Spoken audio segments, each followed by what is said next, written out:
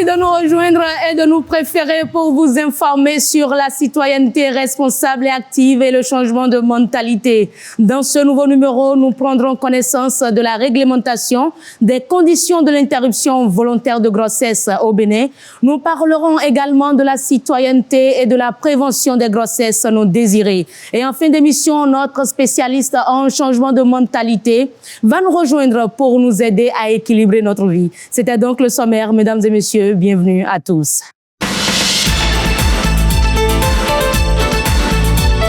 N'oubliez pas, mesdames et messieurs, de nous suivre sur nos différentes plateformes digitales et d'utiliser le hashtag NTC. Aujourd'hui, dans Nul n'est censé ignorer la loi, nous allons explorer la réglementation des conditions de pratique des interruptions volontaires de grossesse en République du Bénin.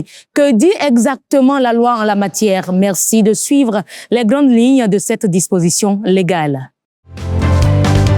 Les conditions de l'interruption volontaire d'une grossesse IVG en République du Bénin. Quel est l'encadrement juridique de l'interruption volontaire de grossesse IVG en République du Bénin?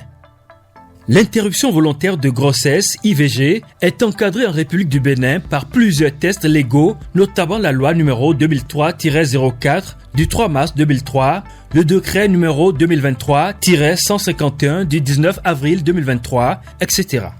L'interruption volontaire de grossesse IVG est-elle autorisée en République du Bénin? L'IVG est autorisée soit sur prescription du médecin, soit à la demande de la femme enceinte, et ce dans le respect des conditions définies par la loi. Quelles sont les conditions d'autorisation d'une IVG en République du Bénin? L'interruption volontaire de grossesse IVG est autorisée sur prescription d'un médecin lorsque la poursuite de la grossesse met en danger la vie et la santé de la femme enceinte. IVG pour cause thérapeutique. La grossesse est la conséquence d'un viol ou d'une relation incestueuse. IVG pour cause de viol ou inceste. L'enfant à naître est atteint d'une affection d'une particulière gravité au moment du diagnostic. IVG pour cause eugénique. L'IVG peut être également autorisée à la demande de la femme enceinte lorsque la grossesse est susceptible d'aggraver ou d'occasionner une situation de détresse matérielle, éducationnelle, professionnelle ou morale incompatible avec l'intérêt de la femme et ou de l'enfant à naître. IVG pour cause de stress. Où se procurer les textes de loi qui réglementent l'IVG en République du Bénin? Les textes de loi qui réglementent l'IVG en République du Bénin sont en vente dans les différentes librairies de la place et en téléchargement libre sur le site officiel du Secrétariat général du gouvernement à l'adresse https://sgg.gouv.bj. Un nouveau type de citoyen connaît les textes et lois de la République. Un nouveau type de citoyen connaît la réglementation et les conditions d'IVG et les respecte. Vous savez désormais la réglementation en vigueur au Bénin en matière d'IVG. Mais pour une meilleure compréhension de cette réglementation, nous allons nous offrir un petit instant de jeu, n'est-ce pas, ce que nous aimons ici, chers membres du public? Eh bien voilà, les joueurs sont déjà là. Le challenge va se dérouler aujourd'hui entre Marc, Audrey, Lémec et Sonia. Bonjour à tous, bienvenue. Merci. Alors, nous sommes ensemble pour vous poser 3 questions. 30 secondes par question. 3 propositions de réponse. Je vous propose d'attendre la 3e proposition de réponse avant d'appuyer le buzzer. Mais en attendant, tester les buzzers, on va voir. Parfait. Et ça marche. On y va donc. Concentration maxi. Ça ira tel un éclair. Première question. L'interruption volontaire de grossesse peut être autorisée. Première proposition de réponse, pour cause de divorce. 2e proposition de réponse, pour cause de viol. 3e proposition de réponse, pour cause de voyage. Sonia? La réponse B. La réponse B, pour cause de viol, et c'est la bonne réponse. C'est la bonne réponse. Vous remportez les 5 premiers points de ce challenge. Et on poursuit. L'interruption volontaire de grossesse IVG peut-elle être pratiquée comme un moyen de contrôle des naissances? Première proposition de réponse. Oui, car c'est une méthode contraceptive. 2e proposition de réponse. Non, car c'est un moyen de dernier recours qui est employé lorsque la vie ou les intérêts de la mère sont menacés ou lorsque la vie ou les intérêts de l'enfant à naître sont menacés.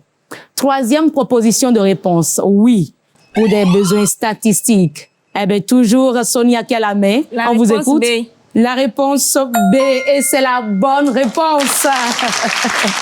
C'est la bonne réponse. Alors, ben, Marc et Audrey, qu'est-ce qui se passe? Soyez plus speed, les gars. D'accord. Parce que là, ils sont en tête. Parfait. Troisième question. L'interruption volontaire de grossesse IVG peut être ordonnée sous prescription. Première proposition, d'une sage-femme expérimentée. Deuxième proposition, d'un médecin. Troisième proposition, d'un garde-malade. La réponse B. La seule femme dans le groupe, la réponse B, et c'est la bonne réponse. Ouais, c'est bien sûr elle. Eh bien voilà, cela vous permet d'emporter les 5 derniers points de ce jeu. L'équipe de Sonia et les mecs remporte donc ce challenge. Vous avez su trouver plus de bonnes réponses, sinon toutes les bonnes réponses. Le jeu est à présent terminé. Mesdames et messieurs, voici les résultats. Eh bien voilà, Sonia les mecs, vous remportez 15 points sur 15 contre 0 points malheureusement les amis. On va vous espérer une nouvelle fois pour remporter le challenge. Ça peut aller? Ouais, ça peut. Parfait. Alors, et maintenant, à la maison pour vous, une question, chers téléspectateurs. Où se procurer les tests portant conditions d'interruption volontaire de grossesse au Bénin? Vous avez 30 secondes pour y répondre sur les différentes plateformes de NTC. On va se dire à tout de suite.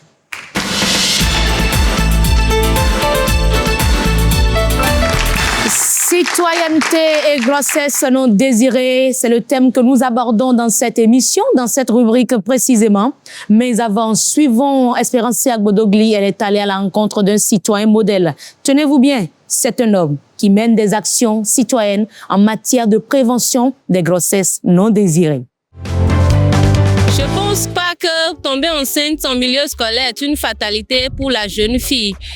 Je pense également qu'on va l'encourager à continuer ses études parce que ce n'est pas la fin du monde. Je connais plusieurs moyens de contraception, comme les pilules, les injections, les préservatifs. Chaque année, des millions de jeunes filles sont confrontées à des grossesses imprévues à travers le monde. Une réalité difficile à affronter, avec des conséquences sur l'éducation, la santé et l'avenir. Dans ce reportage, nous explorons les pistes de solutions pour prévenir et accompagner les jeunes vers une maternité choisie et non subie.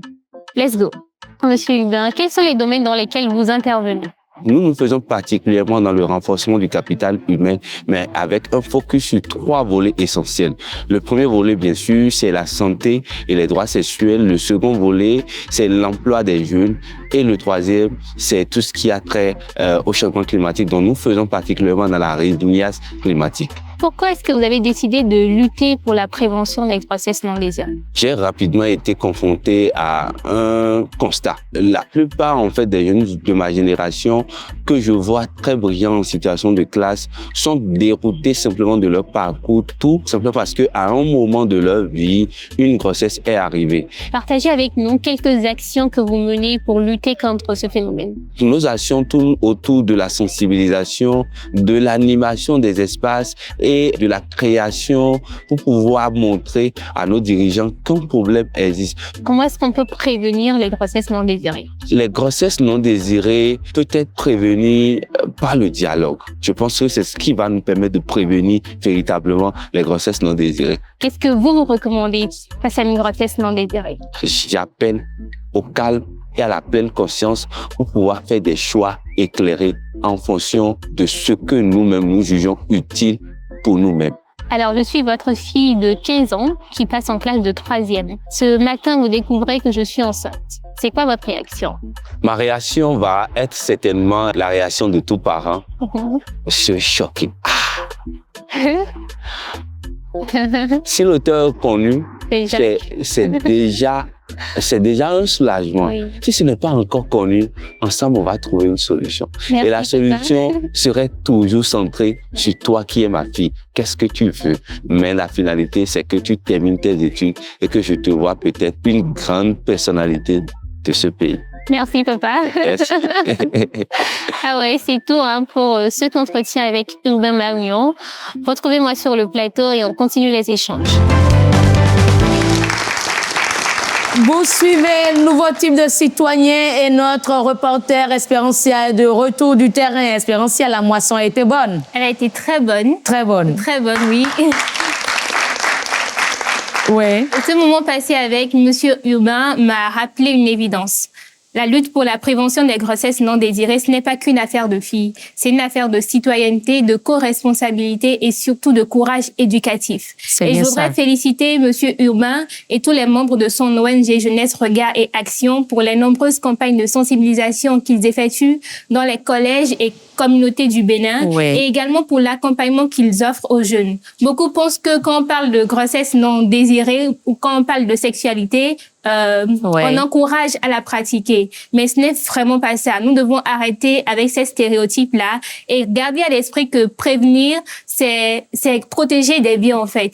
Et il faut toujours prévenir, car prévenir vaut mieux que guérir. Voilà. Et pour avoir plus d'informations sur la thématique, chers membres du public, accueillons ensemble notre spécialiste en éducation des adultes, Monsieur Rounaud. Bienvenue, Monsieur Rounaud. Merci. Comment vous allez? Très bien. Alors, lorsqu'on parle de grossesse non désirée, on pense tout connaître là-dessus. Mais en réalité, il y a des informations beaucoup plus précises sur la thématique. Grossesse non désirée, pour vous l'expert, qu'est-ce que cela veut dire? Alors, une grossesse non désirée, c'est Oui, une grossesse qui intervient alors même que la personne concernée n'en avait ni les moyens, ni l'intention d'en assumer la responsabilité. Aucune planification. Voilà. L'OMS définit la grossesse non désirée comme une grossesse qui n'est pas planifiée et dont l'auteur ou celui qui conçoit la grossesse n'en avait même pas l'intention. D'accord. Là, on parle de l'homme, celui qui est enceinte. Non, on parle ou même celle qui porte la... Voilà, ceux qui portent la grossesse n'en avaient pas l'intention et également ne l'avaient pas planifié. Donc, quand ces deux conditions sont réunies, on parle de grossesse non désirée. Et moi, j'ai envie de savoir comment faire pour prévenir une grossesse non désirée. Alors, pour prévenir les grossesses non désirées, la première chose à faire par le citoyen, c'est de sensibiliser et d'éduquer. Éduquer plus globalement les jeunes sur les questions de la santé sexuelle et reproductive, parce que la loi donne droit à toute personne de bénéficier, on va dire, d'avoir droit à la santé sexuelle et reproductive. Donc, tout ce qui est lié à la planification, à la prévention, aux outils de contraception, la loi permet de pouvoir en bénéficier. Donc, sensibiliser plus largement toutes personnes, les plus jeunes, les adultes. Mais pour les plus jeunes, je dois dire que il faut les sensibiliser tout en insistant sur le fait que c'est l'abstinence qui est ce qui vaut le mieux pour eux. C'est ça. Donc, à ce niveau-là, il faut leur demander de patienter. Voilà, et qu'ils pourront jouir pleinement des fruits de tout ce qu'ils font. D'accord. Ça, c'est la première chose à faire, sensibiliser et éduquer. La deuxième chose que le citoyen doit faire, c'est sensibiliser sur les tests de loi. On a parlé, par exemple, d'un certain nombre de tests de loi, de prévention. Il faudrait que nous puissions, en tant que citoyens, sensibiliser les autres sur ces tests de loi-là pour que chacun puisse savoir ses droits et pouvoir en jouir.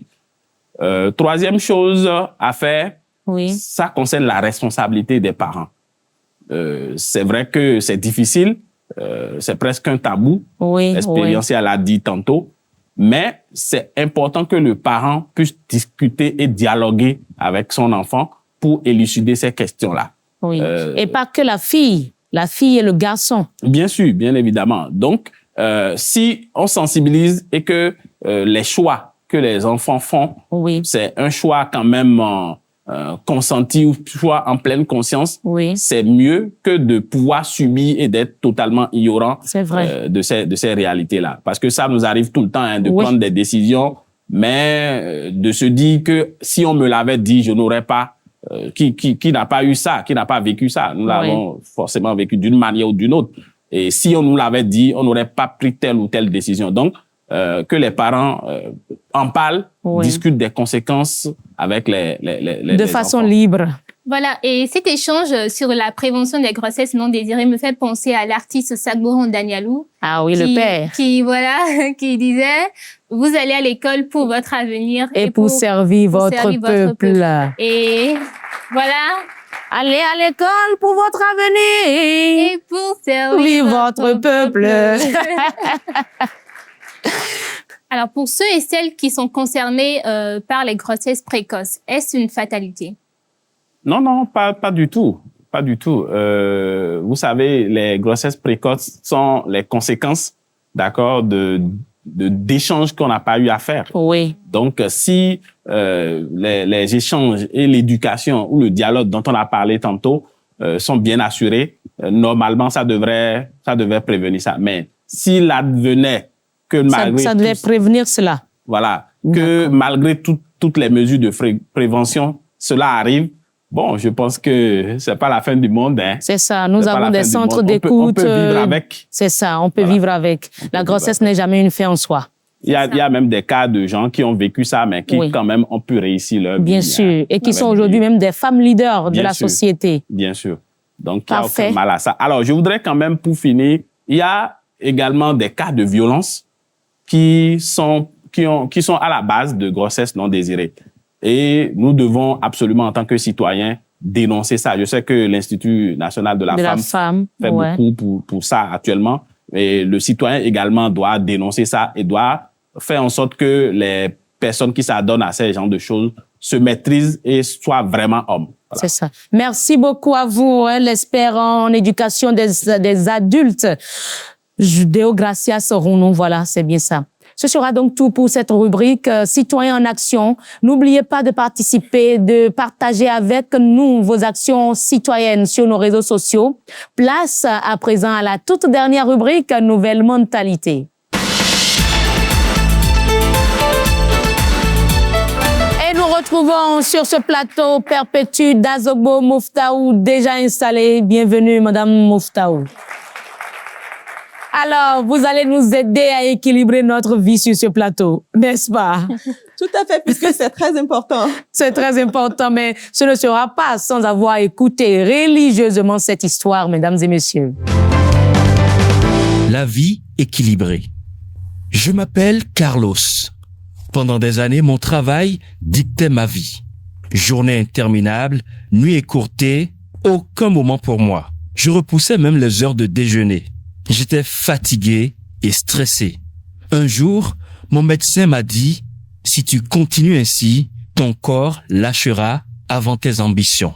J'ai compris que j'avais négligé l'essentiel, mon équilibre. J'ai commencé par essayer de mieux dormir la nuit.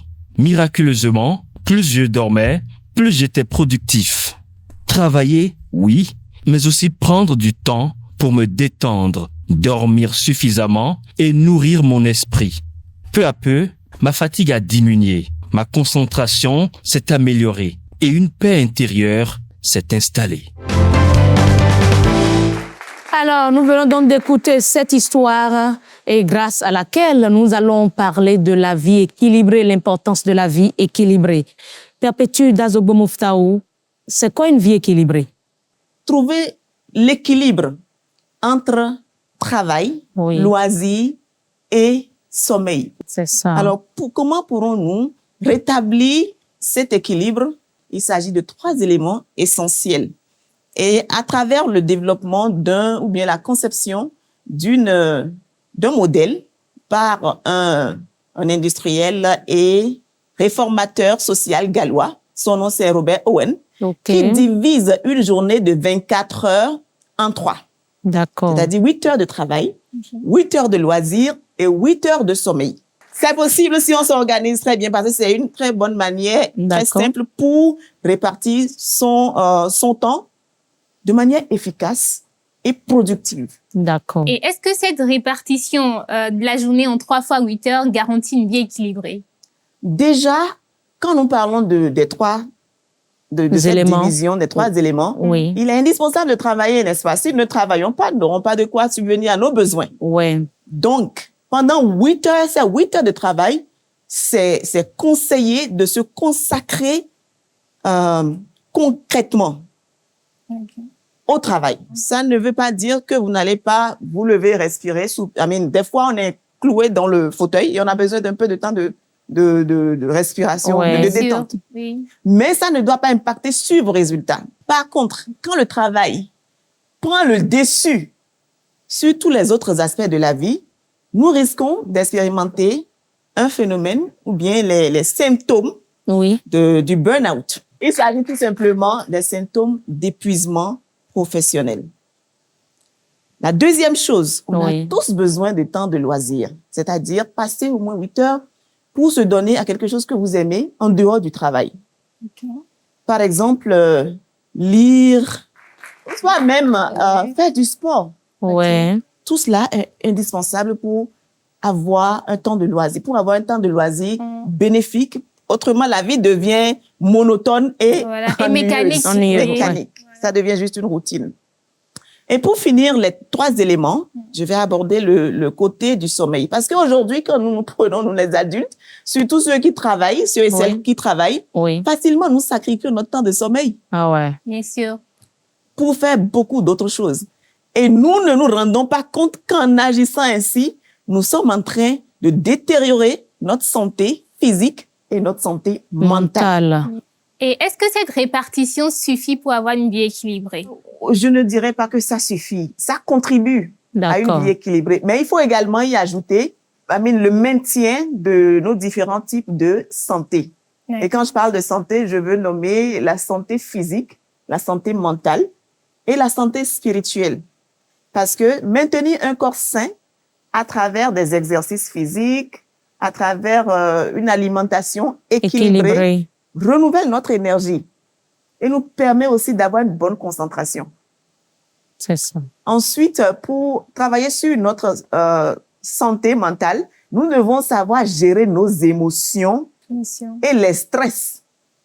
Parce que nous faisons face tous les jours, presque tout le temps, à des émotions et à des événements qui nous amènent à stresser. Oui. Mais nous avons besoin de cultiver la maîtrise de soi. La maîtrise de soi pour nous permettre de nous apaiser devant ces situations-là et qui agissent, ces situations qui agissent négativement sur notre santé mentale. Oui. Nous avons besoin de développer une connexion avec l'être suprême. Chacun a une manière de se connecter avec son éternel ou son être suprême. Son être suprême. Et ça peut être à travers de la lecture des livres saints ou la méditation.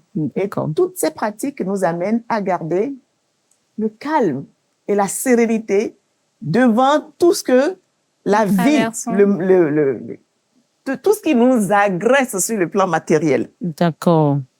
Et voilà. Donc, en fin de compte, pour avoir une vie équilibrée, tout est réuni. Tout est réuni. Le travail, les loisirs, le sommeil et même l'aspect spirituel. Oui, tout à fait. Tout est inclus. C'est graduellement qu'on apprend, on s'essaye, on développe ses attitudes avec le temps. Je vais simplement dire aux nouveaux types de citoyens, en équilibrant travail, loisirs et repos, sommeil. Je le précise bien, sommeil, parce qu'on a besoin de 8 heures de sommeil. Ouais.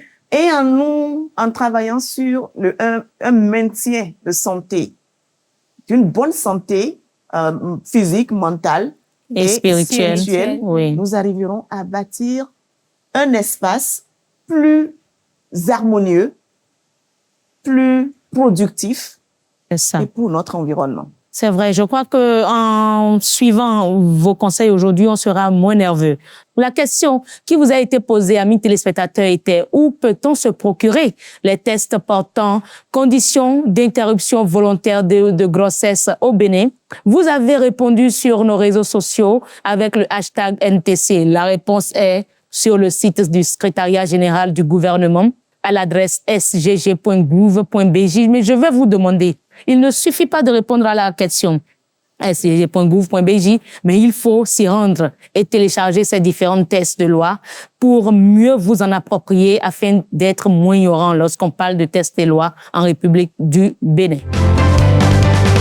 Voilà, bravo à tous ceux qui ont pu trouver la réponse, la bonne réponse. Continuez d'interagir avec nous sur nos plateformes et d'utiliser le hashtag NTC pour rester collé à l'actualité du nouveau type de citoyen. Madame Moufsaou, Espérancia, cher public, c'est terminé. L'émission se referme et on va se dire à très vite pour un nouvel épisode avec le même plaisir toujours.